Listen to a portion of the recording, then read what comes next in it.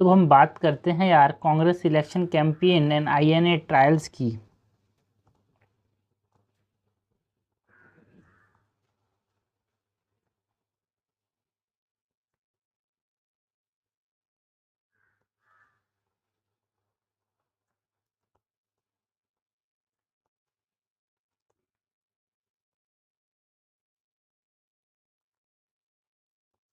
जो INA trials थे 1945-46 में हमको देखने को मिले भाई।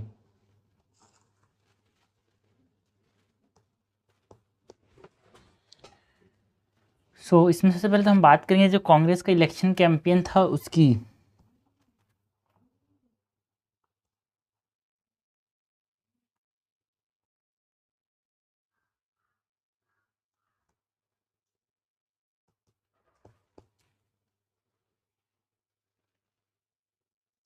इसमें जो कांग्रेस का इलेक्शन कैंपेन है, इसमें जो इलेक्शन थे वो कब हुए थे भाई? विंटर के अंदर।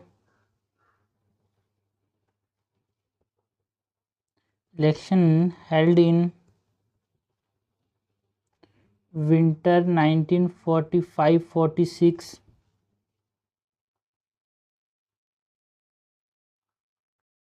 एंड कैंपेन जो था focused on mobilizing masses against British।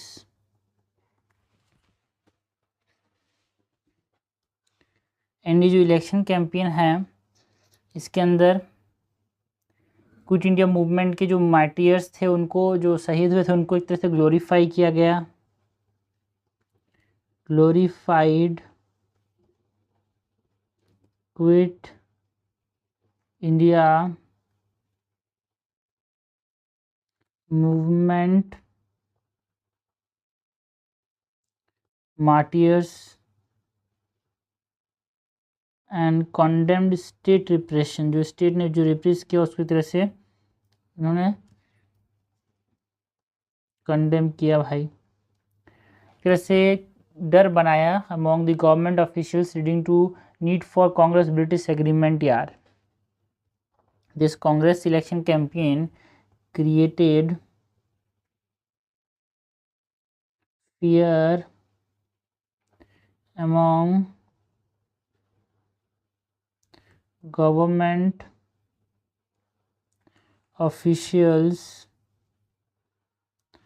leading to a need for a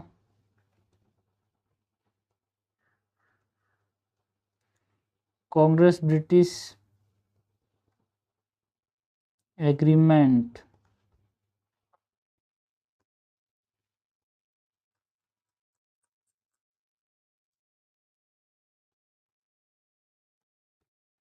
ये हमने बात की पड़ी कांग्रेस इलेक्शन कैंपेन की। इसके बाद हम बात करते हैं INA trials and mass agitations की यार।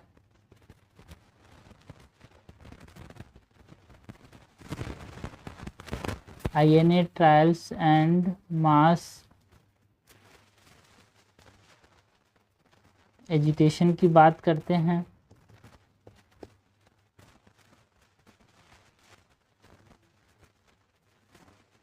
एंड जो आईएनए के जो प्रिजनर्स हैं वेयर टू बी ना पब्लिकली, जो आईएनए प्रिजनर्स थे उसको पब्लिकली ट्राइड किया गया था। सुनवाई हुई थी एट रेड फोर्ट। कब भाई? नवंबर 1945 में। एंड जो फर्स्ट ट्रायल था वहाँ पे हिंदू प्रेम सेघाल, मुस्लिम शाहनवाज खान,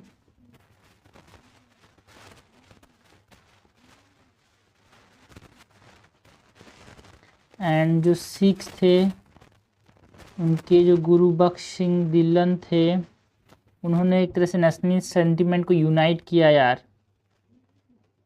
गुरु Bakhsh Singh Dhillon, it united what nationalist sentiment.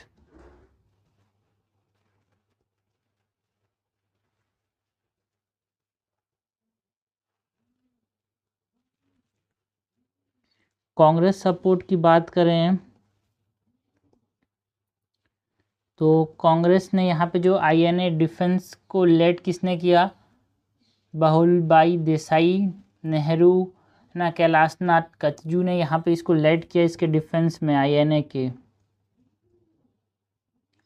Defence led by Bhulabhai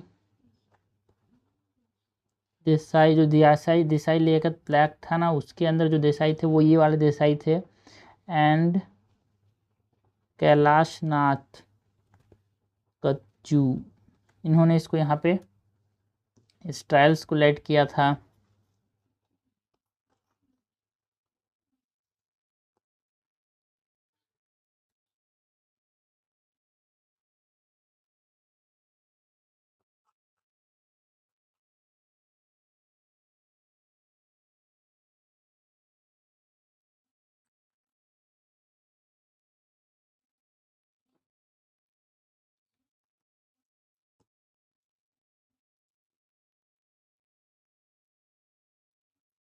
इसके बाद हम बात करें अबाउट जो आईएनए जो रिलीफ कमेटी बनाई गई थी,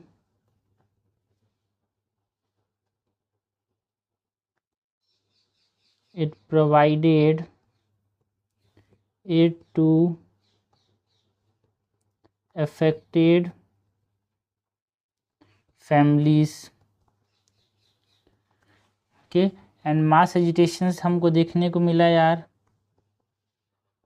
बहुत लोग जो थे वो इकट्ठा हुए थे। यहाँ पे आईएनए डे सेलिब्रेट किया नवंबर 12, 1945 को।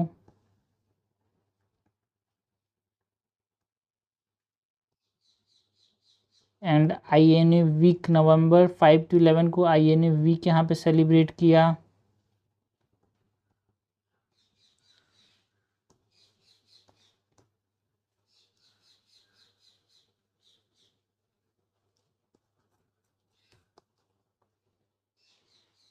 एंड यहाँ पे वाइड सपोर्ट हमको देखने को मिला यार।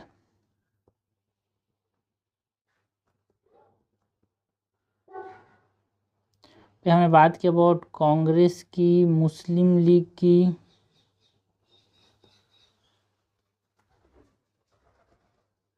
कम्युनिस्ट की बात की, अकालीस जो थे वो यहाँ पे सपोर्ट करने के लिए आए थे आईएनए के ट्रायल्स को। आईएनए के जो लोग थे उनको हिंदू महासभा ने भी यहाँ पे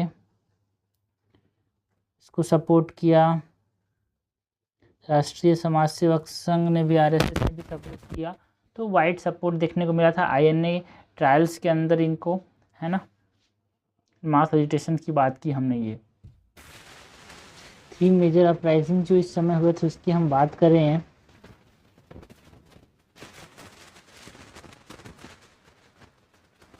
और अपसर्जेस जो यहाँ पे हमको देखने को मिले थे 1945 से 46 तक, वो अगर हम बात करें यहाँ पे, तो यहाँ पे तो सबसे पहले तो जो नवंबर 21 के अंदर हमने बात की, नवंबर 21, 1945 में कलकत्ता प्रोटेस्ट देखने को मिला भाई, जो आईएनए ट्रायल्स थे उसके अगेंस्ट।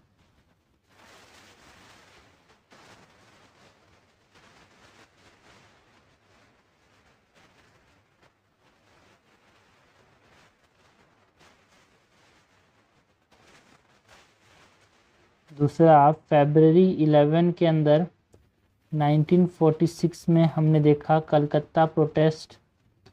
ये जो कलकत्ता प्रोटेस्ट था, it is against INA officer, जो राशिद अली जो ये सेंटेंस बोलते थे उसके अगेंस्ट यहाँ पे प्रोटेस्ट देखने को मिला यार। Protest against INA officer Rashid Ali के जो सेंटेंस मिला था, इनको सज़ा दी गई थी, उसके खिलाफ यहाँ पे हमको देखने को मिला प्रोटेस्ट। एंड फरवरी 20 यही फरवरी में ही 18 के अंदर, फरवरी 18 में 1946 के अंदर रॉयल इंडियन रिवोल्ट देखने को मिला बॉम्बे के अंदर, रॉयल इंडियन नेवी रिवोल्ट।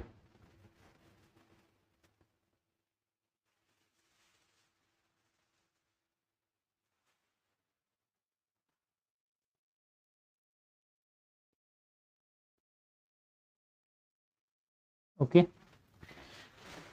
सबसे पहले तो हम बात करते हैं 3 मेजर अपराइजिंग में ये रॉयल इंडियन नेवी रिवोल्ट की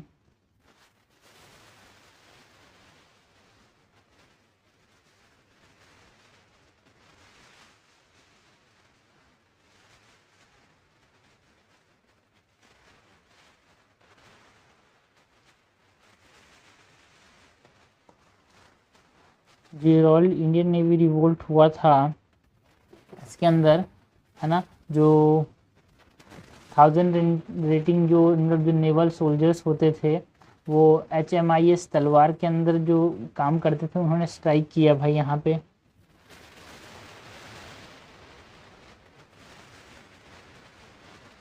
जो 1100 जो नेवल सोल्जर्स थे उन्होंने यहाँ पे क्या किया,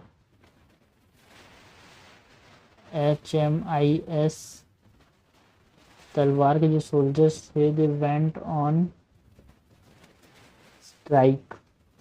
इसमें क्यों स्ट्राइक किए, बिकॉज ये इक्वल पे चाहते थे, बेटर फूड, INA का सपोर्ट चाहते थे एंड कोई भी इंडियन ट्रूप जो है इंडोनेशिया में काम नहीं करेगा, इसका ये इनका ये डिमांड था भाई। डिमांड्स इंक्लूडेड इक्वल पे, जो ब्रिटिश और जो इंडियन है दोनों का है ना, equal pay for equal work यार है ना, बेटर फूड, INA का सपोर्ट कर रहे थे ये, and no Indian troops in Indonesia, ये डिमांड रखे थे भाई। इन्होंने क्या किया, एक तरह से ट्राई कलर जो फ्लैग था उसको होस्ट किया जिसमें क्रिसेंट एंड हैमर था, सिकल शेप जो कम्युनिस्ट टाइप का जो दिखता है ना, होस्टेड ट्राई कलर, आज भी यही है भाई हमारे पास इंडियन नेवी का है ना, and try colour crescent and hammer and sickle flag, HMIS तलवार, ये नाम याद रखना भाई। एंड कौन सा फ्लैग था, ट्राई कलर था, क्रिसेंट था, हैमर था, सिकल से फ्लैग को इन्होंने होस्ट किया था रॉयल इंडियन नेवी रिवोल्ट के अंदर। एंड इसमें हमारे पास वाइड स्प्रेड स्ट्राइक्स देखने को मिला इन बॉम्बे, कराची, मद्रास, दिल्ली, कलकत्ता, पुणे के अंदर। Wide spread strikes in Bombay, Karachi, Madras, Delhi, Calcutta and Pune. Congress and जो मुस्लिम लीग था इट अर्ज सरेंडर, ठीक है, उन्होंने बोला कि आप सरेंडर कर लो। तो जो रिवोल्ट था रॉयल इंडियन नेवी का इट एंडेड बाई February 23, 1946। देखो स्टार्ट कब हुआ था भाई, February 18 के अंदर एंड February 23, 5 दिन में ये यहाँ पे एंड हो गया, क्योंकि कांग्रेस एंड मुस्लिम दोनों ने यहाँ पे अर्ज किया।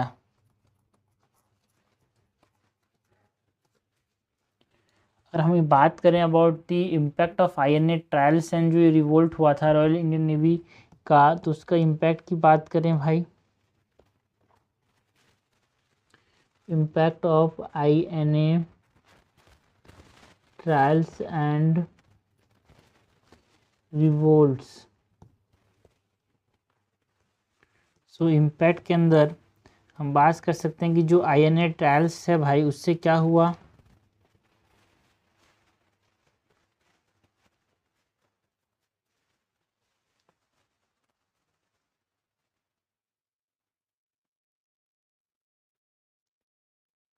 मास नेशनलिज्म यहाँ पे हमको देखने को मिला यार, इट रीच है ना, जो मास नेशनलिज्म था वो अपने पीक पे चला गया एंड ब्रिटिश फोर्स जो थे उन्होंने अपने रूल को एक तरह से भी कंसीडर किया, क्या अब हम भारत को राज कर सकते हैं।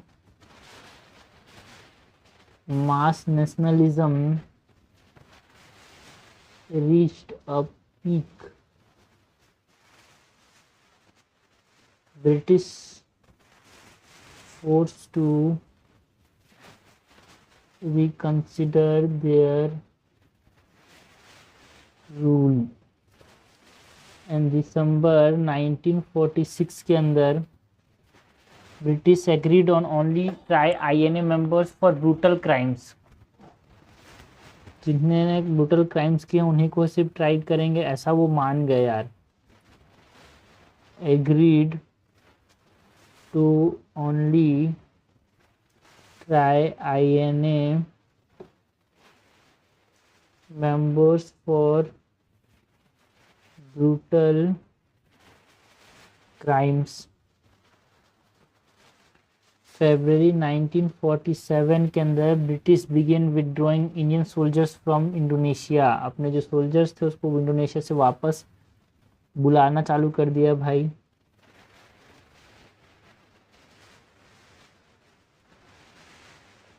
विदड्रॉइंग इंडियन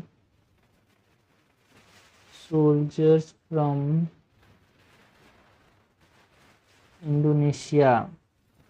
एंड जो डिसीजन है to send a cabinet mission, ये जनवरी 1946 के अंदर है ना, ये डिसीजन लिया गया टू डिस्कस इंडिपेंडेंस यार। Decision to send cabinet mission जनवरी 1946 में to discuss independence. Now significance की बात करें of INA trials and elections.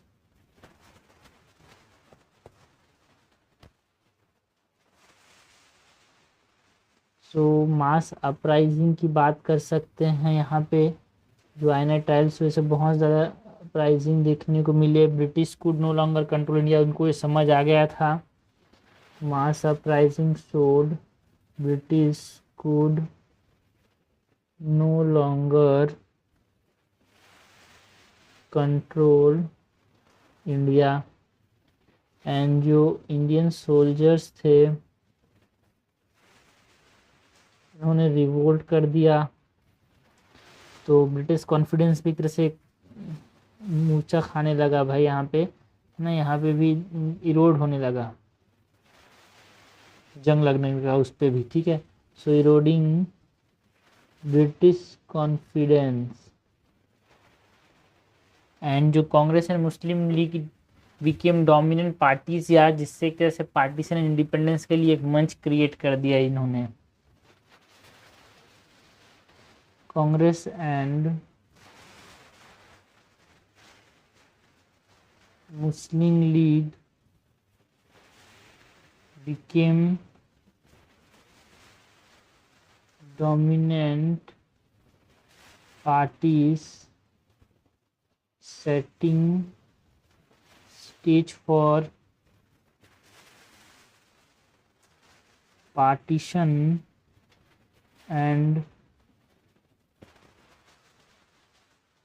independence।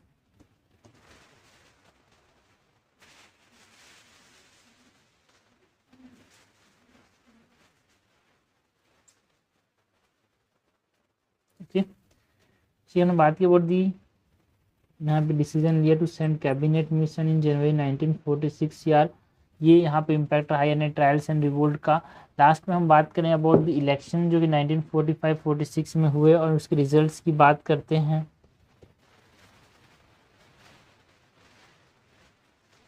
Elections in 1945-46 and results की बात करें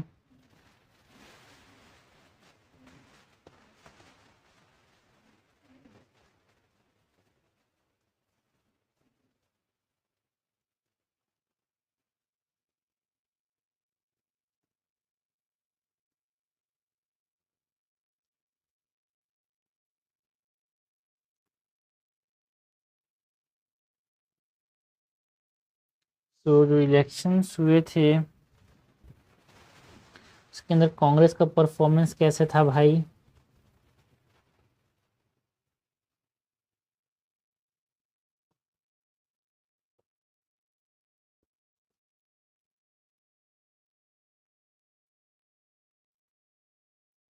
तो कांग्रेस जो थी एक तरह से 91% जो नॉन मुस्लिम वोट्स है उसको पाने में ये कामयाब रही थी।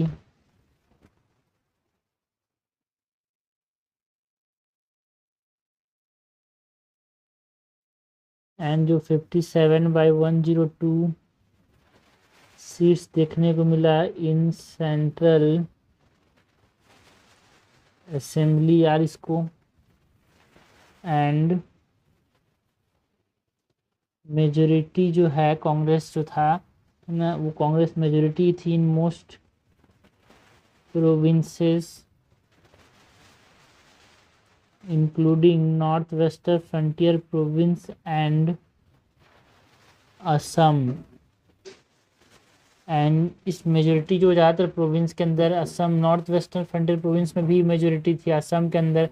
तो इससे एक तरह से चैलेंज मिला भाई पाकिस्तान डिमांड को।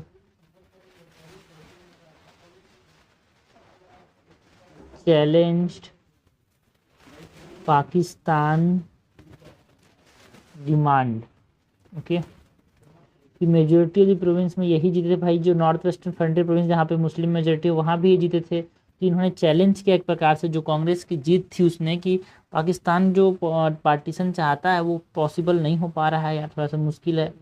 बट मुस्लिम लीग ने भी पहले से अच्छा परफॉर्म किया था। मुस्लिम लीग परफॉर्मेंस की बात करें, अगर हम मुस्लिम लीग परफॉर्मेंस की बात करें तो मुस्लिम लीग का परफॉर्मेंस की बात करें तो मुस्लिम लीग ने यहाँ पे जो 86% जो मुस्लिम वोट्स थे वो पाने में ये भी सक्सेसफुल रहे थे यार। लेकिन जो फर्स्ट इलेक्शन हुआ था 1936-37 में, तो वहाँ पे जो थे वो कम मुस्लिम्स को वोट, मुस्लिम लीग को कम मुस्लिम्स ने वोट किया था, बट यहाँ पे अच्छे खासे मुस्लिम्स ने मुस्लिम लीग को वोट किया था यार 86%। तो एक तरह से बढ़ा है ये। एंड जो 30/30 जो रिजर्व सीट्स थे ना वो सेंट्रल असेंबली के अंदर पाने में सक्सेसफुल रहे थे यार मुस्लिम लीग के मेंबर्स जो हैं। एंड मेजोरिटी जो था वो कहाँ पे था इनका, बंगाल एंड सिंध के अंदर भाई। Bengal majority in Bengal and Sindh. अगर हम की फीचर्स की बात करें तो पहले के अंदर मेजोरिटी मोस्ट प्रोविंस में कांग्रेस मेजोरिटी था, बट बंगाल एंड सिंध के अंदर मेजोरिटी किसके पास थी, मुस्लिम लीग के पास। की फीचर्स की बात करें, इलेक्शन के की फीचर्स की,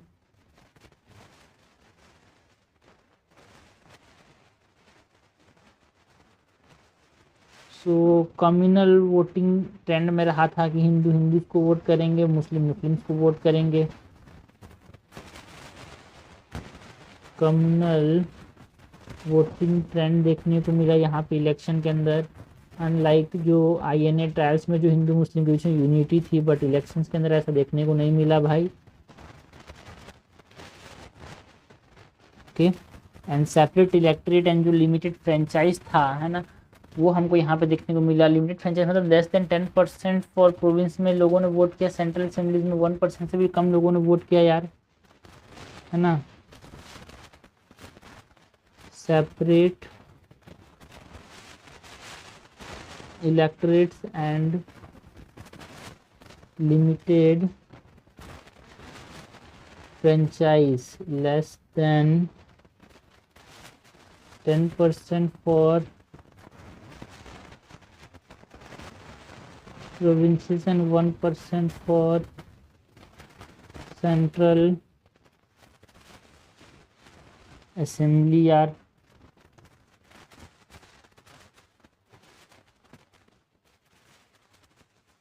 सेपरेट इलेक्ट्रेट लिमिटेड फ्रेंचाइज में 10% for province and 1% for central assemblies. So ये हमने बात की रिगार्डिंग व्हाट, ये हमने बात की regarding the Congress election campaign the INA trials की बात की 1946 से 47 मतलब 45 से 46 तक के फेज की बात की भाई।